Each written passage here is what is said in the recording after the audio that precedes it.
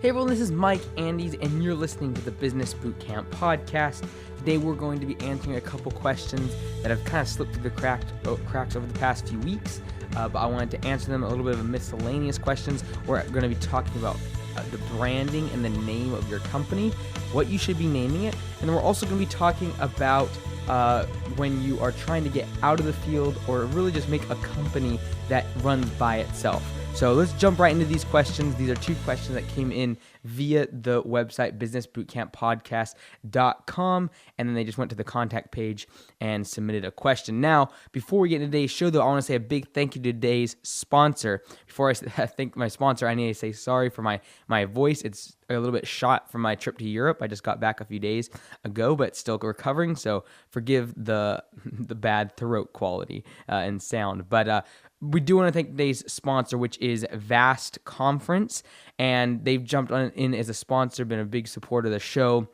And if you haven't already, go to conferencecalling.com/trial offer. And I know this isn't for everybody as far as using this software. It's definitely for someone that has a mobile business, as far as they have people around the country, or they have people around their state, or they have people around the world that they need to interact with and communicate with.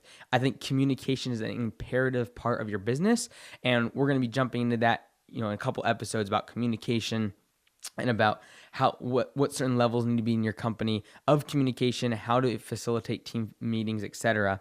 I had a question come in from a doctor that I want to address here on the show live. But we talk about communication, all of that. Well, this is a key component of trying to keep your team together when they are spread afar, whether you have freelancers or designers or people that are working in sales, and even if they're working on your website, things like that. It's important to bring them all together and get them to have the bigger picture. I've dealt with especially software companies that have freelancers all over the place, and they wonder why they burn through developers at an incredible rate of like one a month. And a lot of times it's because they don't bring them together and give them the collective vision of the company. So what conferencecalling.com allows you to do, what Vast Conference allows you to do, is bring your team together and seamlessly communicate with them without interference of technology. So there's Skype, there's other free softwares out there, but they just do not compare to conferencecalling.com. And if you're using it for an enterprise function like a team of professionals and engineers and tech people, you want to make sure you don't have the bad audio. You don't have to have people download special software. They can just use it inside of their browser. And so one of the things about conferencecalling.com is they're allowing us to have this free 30 days. Usually they give 14 days, but they're giving us 30 days. But you just got to go to conferencecalling.com/trial offer. And what they're doing is pretty phenomenal. And one of the things I like about what they're doing is their screen sharing capabilities. So they do the calling and they do the really good audio. That's what I like about their audio for the conference calling. But they also do screen sharing. And this is high definition screen sharing that you can actually see what the person's talking about. And you don't have to download anything. Like I said, you just go right into the browser. Right from that screen sharing, you can send files and chat with people, as well as it integrates with Calendar, so you can easily set up more dates and follow-up meetings during the screen sharing, and it's pretty phenomenal. So check it out, conferencecalling.com/trial offer. I've seen a lot of wannabes as far as when it comes to conference calling, and I've experienced firsthand, whether it be through interviews or through previous experiences with work, software that just doesn't work when you start adding 20, 40, 50 people on it, and this certainly does. So check it out. Now, today we are going to be talking about a couple different questions, and I wanted to jump right into those. Some people have been asking me what books I've been reading, so I'm going to try to bring those more out. I think I told you a few that I've been reading on the last episode. I want to continue to do that. Right now, I'm listening to a couple good books, one about the workplace at Google, and then another one is from the Great Courses Audible. So on Audible, they have these what's called Great Courses, and they take college professors and essentially give them 40, there's some of them are 20, 40 hours long worth of audio content about business and entrepreneurship and a whole bunch of different other subjects. So pretty cool there. That's what I'm listening to right now. But I wanted to jump into 2 questions today about just 2 random questions that kind of came in that I haven't really got a chance to get back to. So the first one's from Jake, and Jake asked, he says, I would like to go into entrepreneurship and I keep getting stuck with choosing a business name. I am planning to go in the tech industry, so I would be interested in hearing hints on choosing a business name, and it seems so critical on the professionalism and appearance of a company. So first I would say this. There's a bunch of people that have asked me in the past month. So if you've asked me a question about this, is why I'm kind of addressing it here. A lot of people ask me about, what should I name my company? What are the boundaries? I'm going to talk about some of the boundaries and what I think about this. However, I want you to keep in mind it doesn't really matter. So take everything I say with a massive grain of salt, and that I really don't think your name matters all that much. Now, a lot of you are going to be like, well, what about branding? What about, making right name recognition? What about the whole 2-syllable thing? What about having a word, a consonant in the word that is like an X or a K or a C that is striking and will stand out? Yes, I think there's all of that, and it's very important. We're going to talk about some of that. However, did you know that when Nike first started, because Nike's the when everyone thinks about branding or they think about naming their company, they're like, well, I should name it something creative like Nike, because Nike is the Greek goddess, mythical thing that it represents victory, and so Nike was a pretty phenomenal branding standpoint. But I want you to remember that Nike, or maybe you don't know that Nike didn't start off as Nike. They started off as a company called Blue Ribbon, and they sold shoes called Tigers. So I wouldn't get too worried about, especially when you're starting. Like Jake, you're just starting, and a lot of people that ask me this question are just starting their business, and they get very wrapped up in what the name of the company should be, when I really don't think it matters when you're starting out. People aren't going to. You're not doing branding worldwide. You're not. This isn't a massive company. There's people are buying you for many times utilitarian aspect of your company. What can you offer them, services or products? Yes, they're still very important to have local branding and all. I'm not discounting that. I'm saying don't let it hinder you from starting your business. If literally Blue Apron / Nike was built on the spot when Phil Knight was over in Japan, and he was in a shoe factory in Japan, and they asked him, well, what's the name of your company? And he was kind of fronting as a larger company because he wanted to get distribution in the US. And literally as they said it, he looked up and saw some ribbon. It was blue. He said, the company's Blue Ribbon, and they liked it. And so I wouldn't get too hung up about what the name of your company is. You can fix that down the road if you start to grow and scale up.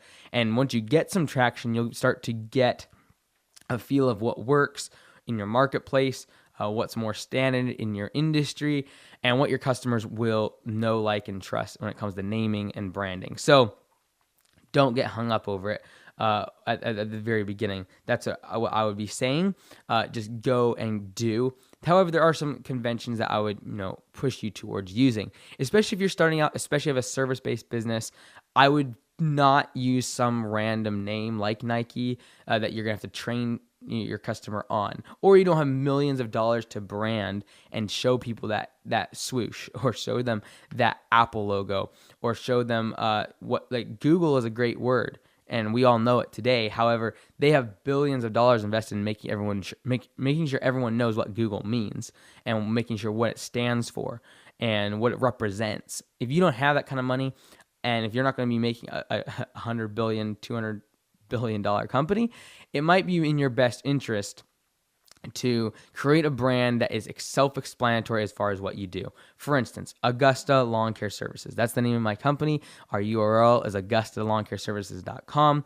It's AUGUSTA. Augusta is, I have some sort of branding. It's a golf image.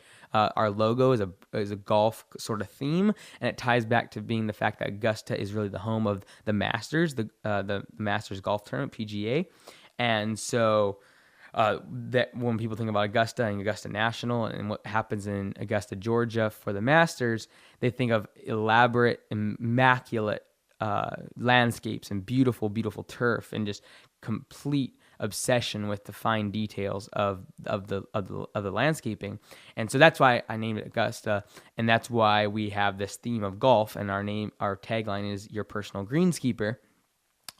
However, I wouldn't say that that's the primary success of our company or anything like that. However, there are certain things you want to be thinking about. Think about font. Like, I'm not going to go into all of this because I could spend hours on each of these things, like font, color, the shape. Like when I say font and also shapes of your logo, those matter. There's plenty of data out there about sharp corners and like squares versus circles versus accents. So if you notice, if you look at AugustaLawnCareServices.com and you look at our logo, you will see accents in the logo, and there's a reason for that. And there's proven studies about squared off corners have let people invoke less feelings of trust than circular shapes, and circular shapes invoke less than accent shapes. So that's why I put accents into our logo. Now, all of this has pros, has cons. There's anomalies. There's people out there that do it differently. Colors is a big thing. If you're trying to go after an older demographic and you want to invoke feelings of trust, a dark brown like a UPS or a blue, kind of like IBM, is going to be invoke feelings of trust and steadiness, and that you're going to be there and on time, things like that. If you're going for a tech company, you can get a little bit brighter, a little bit more creative. If you're going after a younger audience, oranges aren't going to fit very well with an old demographic. Orange is going to work really great for a younger audience. Look at Snapchat, that bright yellow. That is going to appeal to a younger audience, and thus they have a younger audience, not just because of the color of their logo, but because their whole branding and everything is geared towards it, of the 12 to the 30-year-old. That's Snapchat is who that's geared towards, and they made sure that their logo and everything really does reflect that bright yellow. So there's lots and lots of things we could talk about. The name of the company, then it comes down to the logo as far as color and the shapes, and yes, even the sounds of the words. How many syllables are in the word? Nike is 2 syllables. I'd try to stick to 2 syllables if you can. That's one thing I wish I could change about Augusta. However, like I said, there's always anomalies of successful companies that do just fine with 3 and 4 and more as far as the branding. But I would be looking for 2 syllables if you could. Like I said, I mentioned the strong consonants like a K, Nike, and there's plenty of other examples that have that strong consonant K, C, Q sounds, X, that really stand out and make it different than everyone else. And so there's lots and lots. We could go on and on and on. I wouldn't get hung up over the name. I wouldn't get hung up of the colors or the logos or the shapes. I'd start. This is the problem. This is why this is why I could really, nerd out on all this other stuff, but just start.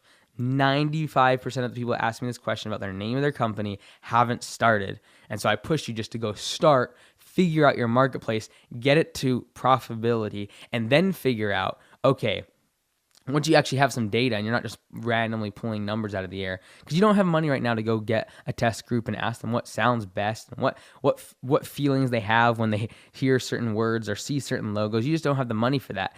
And so you want to make sure that you utilize your time and money correctly. And that's probably better used advertising or getting equipment or getting started, using startup capital, getting the company on the road. And so I would highly recommend you just get a name and you start, figure out everything else later in the game. And because it is important, I'm not discounting that, but I am saying starting is more important than perfecting. So I hope that makes sense. Now, this next question is a little bit longer, and it's a long question, and I'm going to have a short answer, but I have kind of let this one slip through the cracks as far as getting back to everyone. As I got back from my trip, I've been trying to get back to every single question, and I'm almost there, but there's a few of them here I just got back to, and I figured this is a long question. I want to read it, and then I will respond accordingly. So this comes from someone named by the name of Ryder, and Ryder writes in about his cleaning services, Conrad Cleaning Services LLC. So I'm going to go ahead and read this, and it's just kind of 90% of it just background, and then I will give my opinion here. So it says, "Hey Mike, first off, I would like to thank you for all the content I've received from you over the last 6 or so months of tuning in. I'm a regular subscriber and am tuned on and was turned on to your podcast from a friend who started a local landscape business in Eugene, Oregon, who was on your show about 18 months ago.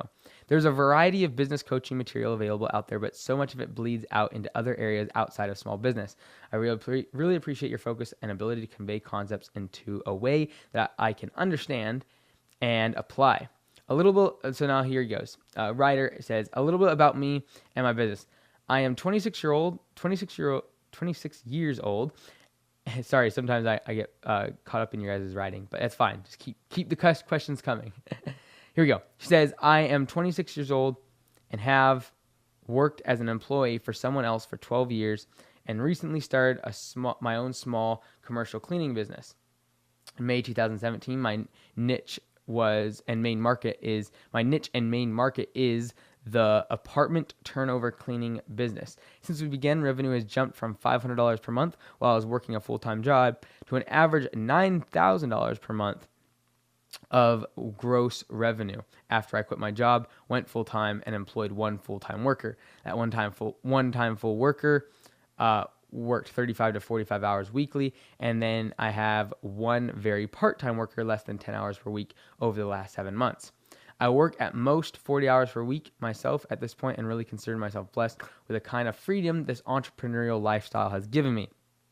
I have reached a point in my business where I have decided it is time to convert to an S Corp from an LLC and expand to other territory or into other lines of business.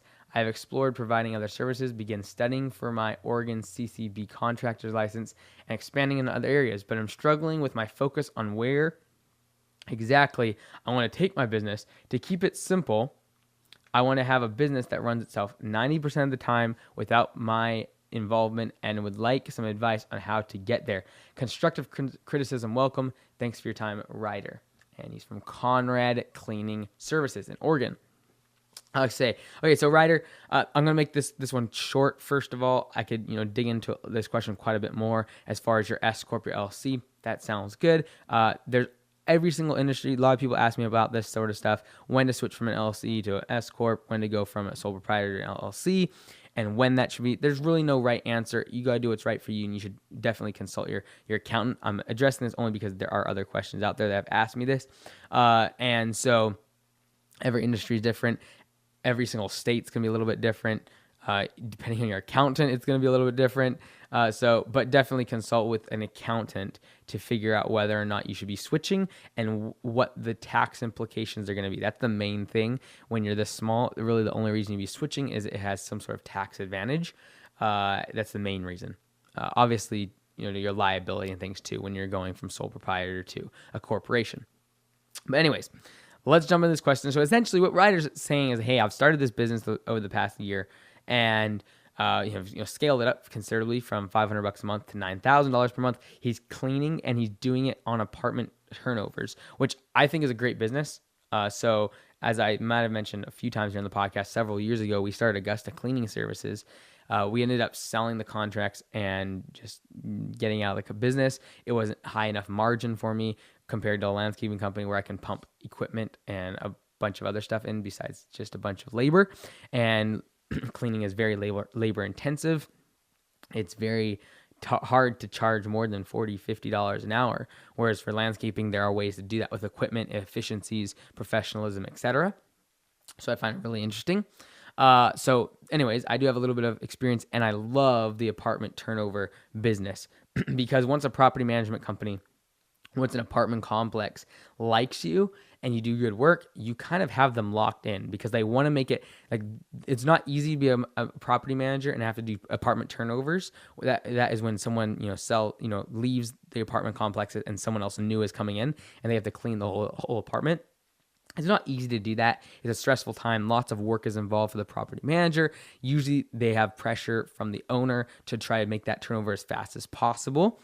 And a lot of times they're trying to make it within just a few days from the amount of time that someone moves out to the time someone comes in. So if you can be flexible, professional, and be quick to their service and they like the work you do, you're going to be able to stick with them for a long time because they just want to be able to call someone, get it done, move on. And it's, they have 100 other things they got to figure out during the turnover process. If they only have a few days, an apartment property manager or the manager of that apartment is going to be very, very busy. They want to get a tenant in there. They have pressure from the owner. They have pressure from tenants that have a specific date already locked in as far as when their rent starts. So they got to get it done, and they want someone dependable to clean that place, and you have to do that. And a lot of times sometimes it's coming out of a security deposit from the previous tenant. So I just like this business. Apartment turnovers, you can have some margin in this. There's definitely some margin. It's not like weekly cleaning of someone's house and things like that. They're a little more difficult for cleaning businesses to make some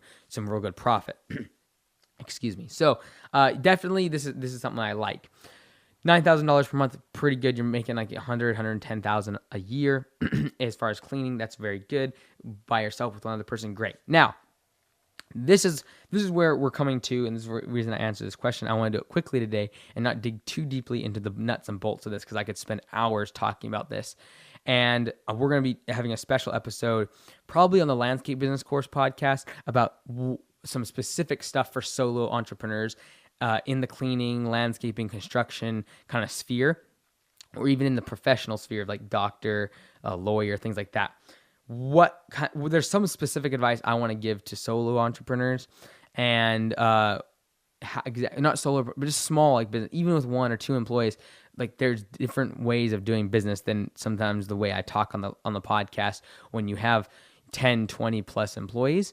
So anyways, that being said, what I like what Ryder is doing here, he's 26 years old, but he's figured out and he's reverse engineered what he wants out of his business. So if he would have stopped 2 sentences before he did on this question and not told me that his goal and his focus is to get him out of the business and have a business that runs itself 90% of the time, if he didn't put that in there and he said he didn't want to have it with his involvement all the time, if he didn't put that in there, I would be giving a completely different set of advice as far as scaling the business, how to do that, how to get more employees, systems, procedures, growth. I'd be talking more about sales and marketing, getting to those property managers, and maybe giving some advice on how we've done that and how to do that. And that's all fine and good. But his question came from a different angle, and it said he wants to get out of the company, and that's fine. There's nothing right or righteous about growing a company to being bigger. Bigger isn't necessarily better. What you got to do is figure out what you want your company to do for you, and then reverse engineer and create a company that aligns with those goals. Too many people to start building a company have no objective as far as how much it needs to make for them to be happy, how much it needs to make for them to be profitable, how much it like they just don't do the numbers, and they don't figure out, reverse engineer what their goals. What do you want from the company? Because otherwise the company's going to start taking from you. That's kind of how I look at it. And so I like that fact. I like the fact that he's reverse engineer. He said, hey, I'm not creating this business to become $50 million company, because I promise you'd be doing things a lot differently right now, Ryan. However, you've figured out, hey, this is what I want out of my life and out of my business is 90% of the time, I don't want the business to have my involvement.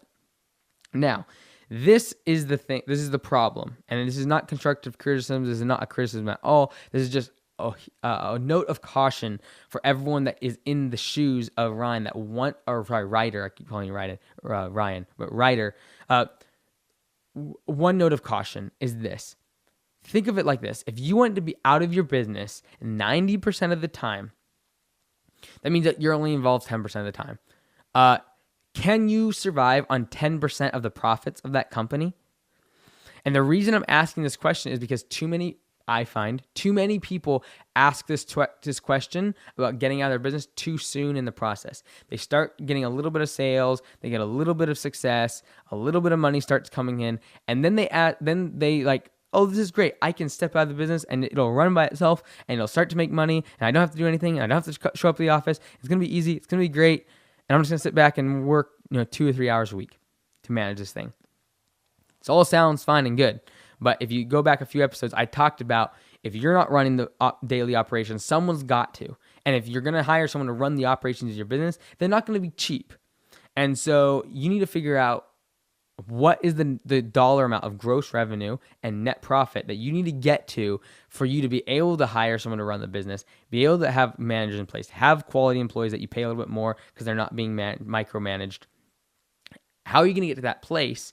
And then like if you're not going to be there 90% of the time, 10%, now we're saying 10% of what you currently are doing, can you survive on 10% of the profits? Because on 110,000 in revenue, in annual revenue, and you might be paying someone 20, 30,000, you have a little bit of overhead. Like you're making a good, good 50% profit margin right now, 50, 60% profit margin on your business. And so it's easy to say, okay, well, now you're making 50, 60 grand in your pocket. Things are simple, and it's like, okay, well, I can just get one or two more employees. They'll run everything. I'll grow a little bit, but then you got to remember, when you get 3, 4 employees, now you got to manage those people. They aren't just going to run them by themselves. Now you got more equipment. Do you got to get a shop? Do you got to get an office? Do you have to get a manager over those people, and that's going to increase overhead because they're not going to have billable hours. They're going to be running the office side of things. Do you need someone to start answering the phones? And so there's more and more overhead as you grow a little bit, and there's that kind of gap between solo entrepreneur and a place where you can actually step out of the business because you've built it to a place where it can handle all of the overhead, and it can handle the management fees, and it can still pay you a good salary. There's a gap there. There's a gap, and there's no number that I can give you. I can tell you kind of general. There's a gap from, 150,000, I'd say, to about $800,000. That it's really tough to step out of the business, because anything smaller than that is great because you can be a solo entrepreneur. You can get 50, 70% profit margin. It's all fine and good. The problem is when you got to get enough money to, like I said, cover cost of overhead, extra management, so that you can step out of the business 90% of the time. So this is something that everyone has to figure out by themselves. For some people, $300,000 or $400,000, they can make this happen. They can run the business flat enough as far as hierarchical. They have a few employees maybe. There's no management. They're not worried about growing sales, and maybe they'll get by with the $300,000 or $400,000 and still be like kick out themselves 50, 60, 70 grand a year, and that's fine. That's great. You got to figure that out. My only note of caution that I'm kind of trying to bring up here is don't try to get out of the business. Don't try to get out of day-to-day operations too soon. So and make it not work from a number standpoint. I find this way too often, and what happens is then someone gets a manager to kind of run the day-to-day operations, have a couple employees, and then they figure out they've got to, get an office, and they got more equipment all of a sudden, and now they have no money to kick out to themselves. And yes, they're only working, 5-10 hours a week, but they're not making any money. And so what they do is like, okay, I got more sales because then I can generate more profit. And so they go out and get more sales, and then they get more sales, and they find they got to get more employees and more management and more equipment and bigger facilities. And then you're growing, they're scaling up, but all of a sudden it's a constant uphill grind, and they realize that now they're not making any more money than they were before, and because they're still trying to work their way through that middle period to a place where you reach critical mass and start making enough sales volume and actually start generating a profit. So a lot of times people get discouraged before they get to that point because it takes a few years sometimes, and then they just scale back to being a solo entrepreneur. So if you're trying to get to that place of being out of the business day-to-day operations, I would just really, really get really clear as far as what the numbers got to be for you to cover overhead and still take a profit, and then cushion yourself like crazy. Like, take worst case scenario, because the last thing you want is for you to only be working a little bit. That's all fine and good, but not making any money. And then having this in your mind that, hey, back when I was doing $110,000 a year, having one employee, and working this thing by myself, I was able to make 50, 60, 70 grand in my pocket. Then it's very tempting to go back to that. And you don't want that to be a temptation if your goal is to get out of the business. So I would make sure at 26 years old, you have plenty of time. Don't rush this. Make sure you get the company in a place where you can take a salary out and the company's going to be just fine. And that's after overhead, after additional management and all of that. A good way to get to this place before you jump into it is take a salary out of the company for a manager, put it into an account, and see if the company survives.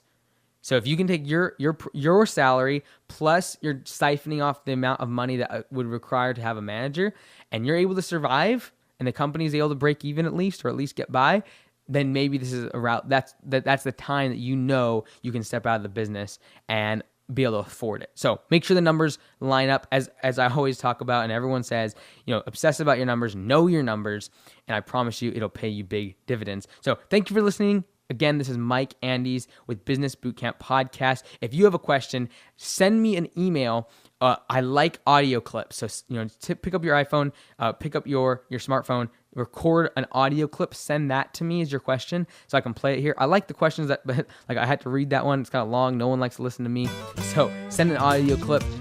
Email is businessbootcamppodcast@gmail.com.